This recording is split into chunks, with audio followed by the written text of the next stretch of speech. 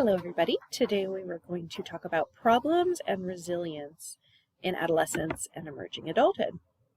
So when we talk about types of problems and mental health issues, we can talk about internalizing or externalizing problems. So internalizing problems are problems that are turned inward, emotional distress, things like depression, anxiety, eating disorders, oftentimes things where the adolescent is having emotional issues inside that you may not even be able to tell as an observer. Often we see these in adolescents who are over-controlled and are actually trying to assert some control, and more common among females. Externalizing problems are the opposite. These are sort of problem behaviors that you can see outward. So things like delinquency, substance use, unprotected sex, aggression, things like that. These may be adolescents who are under-controlled in some way and they're acting out, and these types of disorders are more common among males. So in terms of externalizing problems, we'll start with risky automobile driving. The highest rate of car accidents, injuries, fatalities are among adolescents and early and emerging adults, so between ages 16 and 24. And we do see risky behaviors in this group: speeding, driving under the influence, not wearing seatbelts. And there are many factors that can lead to this, including parental involvement or lack thereof, peer influence, personality characteristics, and this optimistic bias in adolescence, right? The personal fable, nothing will harm me. So preventing automobile accidents and fatalities, driver education is actually not very effective. Crash involvement is higher for those who took driver education. What seems to be more effective is this idea of a graduated driver's license, where there are 3 phases. You get a learning license, where you need an adult present with you, then a restricted license where there are driving curfews, so adolescents and new drivers aren't driving at night, no teenage passengers without adults present, and then after that, a full license. So that seems to be the most effective. What about substance use? Society definitely sends mixed messages to adolescents in terms of using alcohol, cigarettes, and being portrayed in one way in kind of a positive light, and while getting messages of, you shouldn't do this kind of behavior. Alcohol and cigarettes are by far the most commonly used and abused substances, according to this very long-term study called Monitoring the Future. They've been collecting data on children and adolescents for many, many years. What we do see also is that adolescents are experimenting with drugs at earlier ages than in the past. In the United States, the peak drug use is during emerging adulthood, probably due to availability and opportunity, and correlated with unstructured socializing, so lots of unstructured time. Recent declines, however, we are seeing in cigarette smoking, binge drinking, marijuana use, and amphetamine use. In terms of risk factors for substance use, there are psychological risk factors, individuals who have more anger issues, impulsivity, inattention, tolerant attitudes about drug use, positive expectations for using drugs. Family risk factors, a family that's more distant, hostile, or some conflicted relationships within the family. Peers, if individuals have friends who use and tolerate the use of drugs.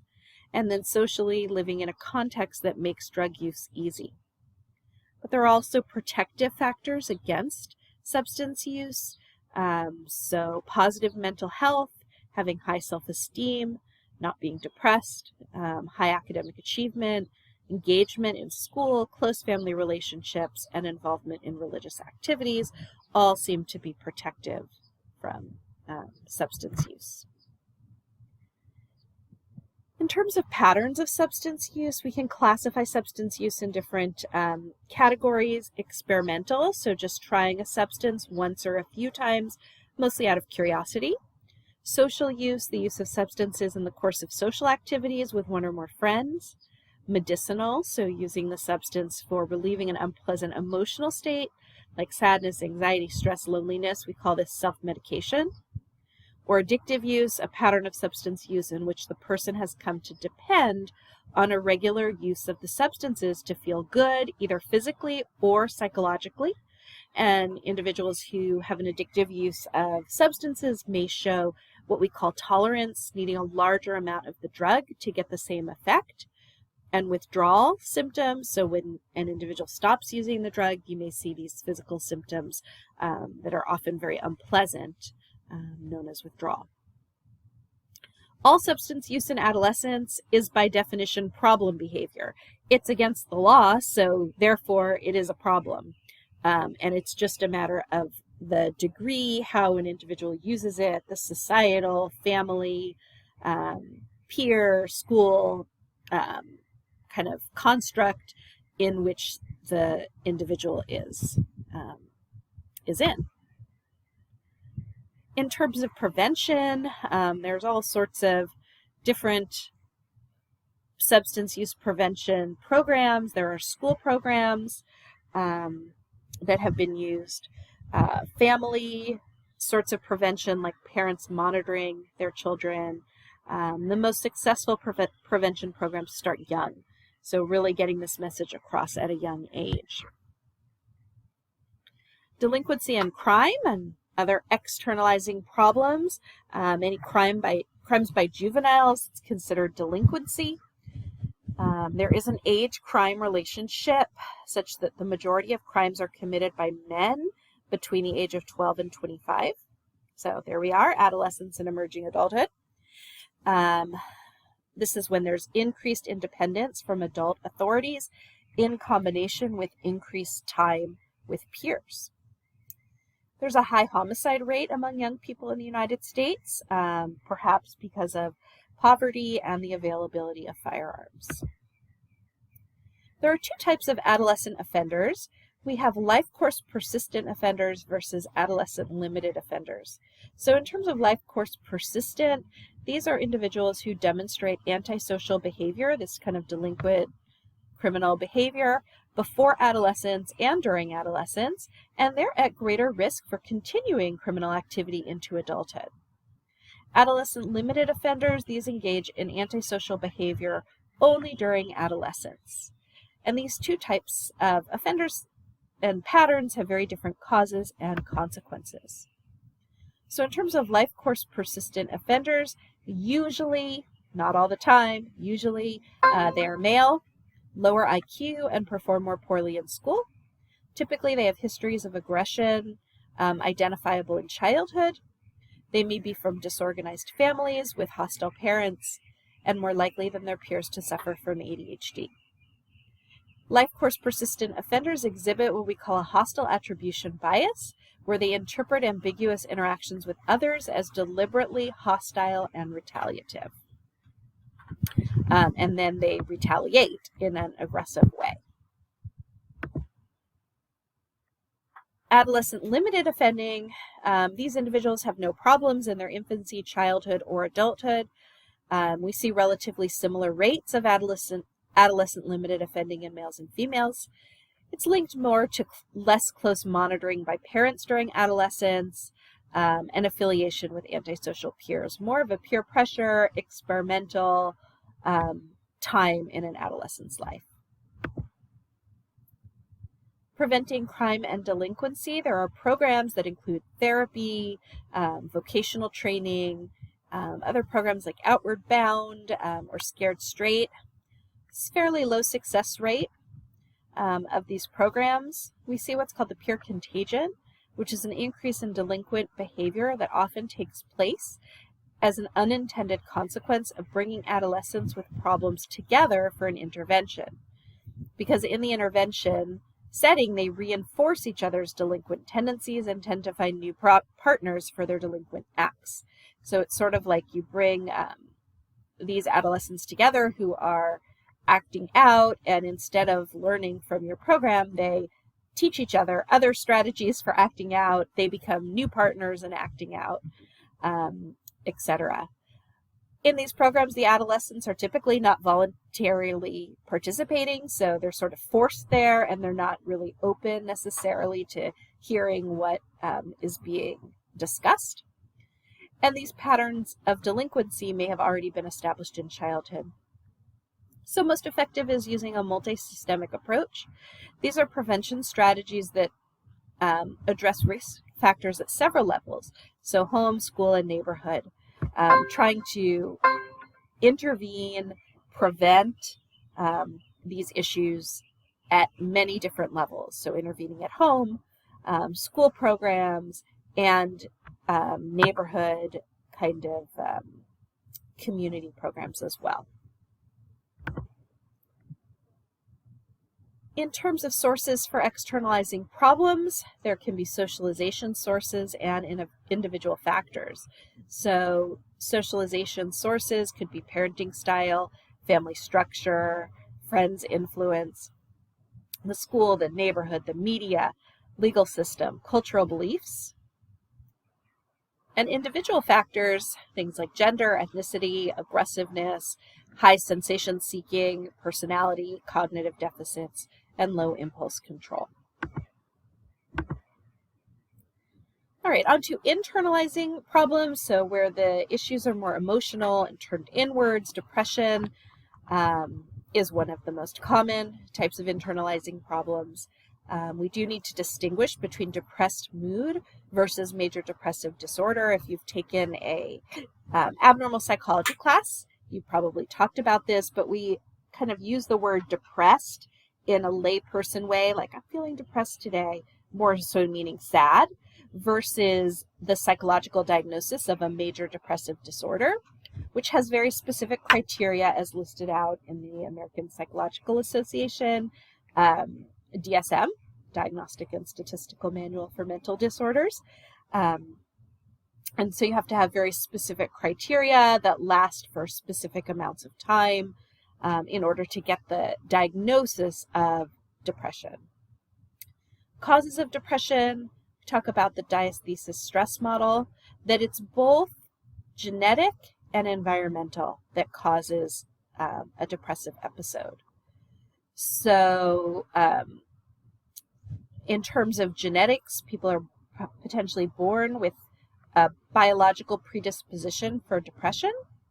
And then some kind of stress or environmental factor may trigger it to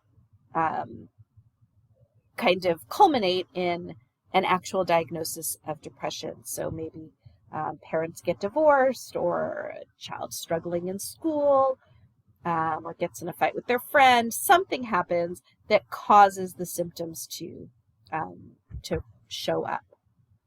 We think that the genetic composition of the disorder is stronger if the onset of depression is in childhood or adolescence. Seems to be more biologically based if we see depression in childhood or adolescence versus when we see depression first appear in adulthood. And stress, like I said, could be caused by family or peer or school or work factors. The rates of depression are substantially higher among females, and that could be for biological reasons, stress reasons, socialization, kind of gender role reasons, that it's more acceptable perhaps for females to say they're sad, and so maybe males are not as apt to show those symptoms, and they may come out in different ways. In terms of treatments for depression, we have antidepressant medications, where many have been tested against placebos and have been shown to be quite effective. And there are many different categories of antidepressant medications, SSRIs, selective serotonin reuptake inhibitors, tricyclic antidepressants, etc. Many have been found to be effective. There is a risk, and there is a warning that some may actually increase suicidal thinking and behavior in children and adolescents. So we do have to be watching for that, but typically they are quite effective. Of course, medications often have side effects, so we have to sort of weigh the pros of taking a medication versus the side effects. There's also psychotherapy as a treatment for depression. There are many types of therapy, but your book talks about cognitive behavioral therapy, or CBT, where we help individuals recognize their negative attributions or their negative thoughts, because we do see that individuals who are diagnosed with depression have more negative thoughts about themselves, about the world, about their future, and so we help them recognize these negative thoughts and change those thoughts. It takes time and effort, but it's also very effective. And people who complete cognitive behavioral therapy are actually less likely to relapse into another episode of depression than medication alone. The most effective approach, we would say, is a combination of medications and psychotherapy, so that the individual is able to kind of be out of the depths of depression and be able to really work on the psychotherapy. And then that psychotherapy gives the individual tools that they can use as they move through their life. Internalizing problems, suicide. So one of the most severe symptoms of depression is suicidal thinking and suicidal behavior. 20% of high school students think about killing themselves every year. We call thinking about suicidal ideation. Completed suicides by younger children are increasing. There are gender differences in suicide in that females are more likely to attempt suicide, whereas males are more likely to actually kill themselves. And we think that's the case because females tend to use less lethal means in their attempt. They are more likely to take pills or something like that, whereas males tend to use more lethal behaviors in terms of suicidal behavior, like using a gun or hanging or something like that. Suicide rates among young people are highest in countries where guns are easy to obtain. In terms of characteristics of the adolescent who may attempt or complete suicide, they may have a physical illness or a psychological disorder like depression, substance abuse, conduct disorder.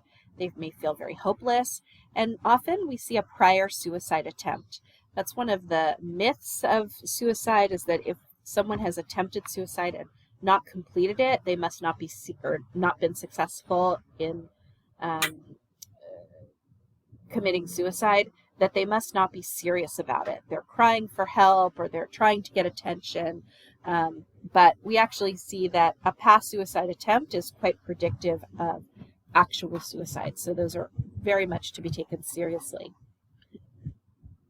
Family factors.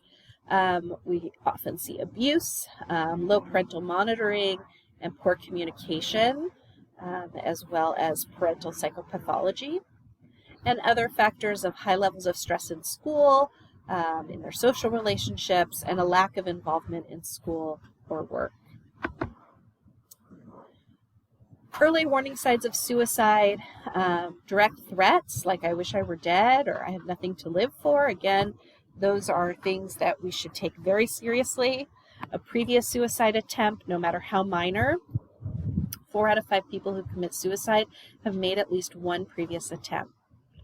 Preoccupation with death, loss of a family member, family disruptions like unemployment, illness, divorce. If you see someone who's having a lot of trouble with sleeping or eating habits, you see their personal hygiene has changed dramatically. Declining grades, lack of interest in school, that things that had previously been important are now no longer important. Drastic changes in behavior patterns, like a very friendly person suddenly becoming withdrawn. A pervasive sense of gloom, helplessness, hopelessness, withdrawal from family members and friends, giving away prized possessions. We'll see that quite commonly. And then a series of accidents, or impulsive risk-taking behaviors like drug abuse, not regarding personal safety, a car accident where they're driving too fast and crash their car, etc. In terms of suicide, this is such an important issue. What to do if you're concerned about someone, ask in a straightforward, direct manner. Assess the seriousness of the suicidal intent. If you're concerned, stay with the person until help arrives. I've had to do that myself on numerous occasions where I'm staying with the person and just don't want to leave them.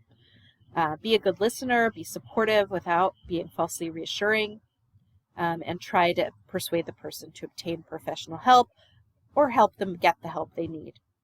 What not to do is don't ignore warning signs. Don't refuse to talk about suicide if a person approaches you and wants to talk about it. Don't give false reassurances like everything is going to be okay. Really talk about what the issues are and help the person to get the help they need. And don't abandon the person after the crisis has passed. Social support is so important.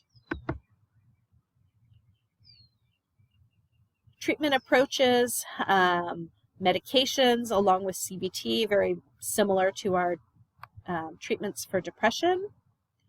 And then prevention approaches, primary prevention, this would be teaching adolescents life skills to help them cope with stress before the stress has kind of gotten to a point where they feel as though they can't deal with it. And then secondary prevention is aimed at adolescents who are at risk for depression or who are under stress and helping them deal with the stress that they're currently dealing with. Another internalizing disorder would be eating disorders. Eating disorder symptoms, there's a number of different eating disorder symptoms: fasting, overusing diet products, exercising too much, eating too much, and then two main types of eating disorders: anorexia nervosa. So these are individuals who don't eat enough. They may over-exercise, they restrict their calorie intake, and this can leads to extreme thinness, amenorrhea in females, so their period may stop, brittle hair, unhealthy skin, very cold all the time, low blood pressure. And we often see cognitive distortions of body image. So even though these individuals may be extremely, extremely skinny or thin, if you ask them to draw a picture of themselves, they'll draw themselves much larger than they actually are. Or if you ask them to rate themselves on a scale of how much they think they weigh or how thin or not their body is, they have a distorted sense of what their body looks like. Bulimia, this is a pattern where individuals binge, so they eat a large amount of calories, more calories than one would typically eat in a specific period of time, and then purge, so they get rid of the calories, either by vomiting or over-exercising or using laxatives or something like that. With bulimia, we tend to see not as much weight loss. These individuals may be kind of typical in their weight, but the purging, particularly if it's vomiting, can damage their teeth and other health problems. However, they know they have a problem. Oftentimes they'll feel very upset about these symptoms, but just don't know how to stop that cycle. Factors that may influence eating disorder symptoms: culture, a culture that really emphasizes slimness. Most common to see eating disorders in middle to upper socioeconomic classes. We typically don't see eating disorders in lower socioeconomic classes. People who don't have enough food, we typically don't see them restricting or purging, things like that. It's typical in middle to upper socioeconomic class. And a general susceptibility to eating, to internalizing disorders. It's not uncommon that these individuals may also be experiencing depression or anxiety. And sometimes substance use also co-occurs with eating disorders. Treatment options. Anorexia is extremely dangerous, and so very often individuals will have to be placed in a hospital-based program where they can be monitored and their health can be looked at very closely. Family therapy seems to be more effective than individual therapy, particularly in adolescence and emerging adulthood, where there's so many relationships in the family, and when there's an individual who has an eating disorder, it impacts all the family dynamics. So really having good family therapy where you can work through this problem as a family is extremely important. Drug therapies don't seem to be very effective. CBT can be used as well, but again, family therapy seems to be the best. It is hard to treat eating disorders. Success is limited. Talking about quite a number of problems, let's talk about resilience, because many individuals go through adolescence and emerging adulthood and they are just fine. And so what protects individuals as they're going through this perhaps challenging time of life? High intelligence, having at least one caring adult in their life. It doesn't have to be a parent, just knowing that there's one adult out there that cares for them is helpful and is very protective. Having a healthy social environment and beliefs about school, religious beliefs and practices as well. Adolescent happiness. This makes me happy to talk about. Adolescent happiness is usually derived from feelings of independence, feeling competent in themselves, having self-esteem, being related, close, maybe to peers, friends, school, etc. These are all things that are developing during this time. So despite the stereotype, happiness in adolescence is very, very possible. And I love this quote. It's a great way to end our semester. In case you're worried about what's going to become of the younger generation, it's going to grow up and start worrying about the younger generation. All right, everybody. Thank you very much. It's been great having you in class.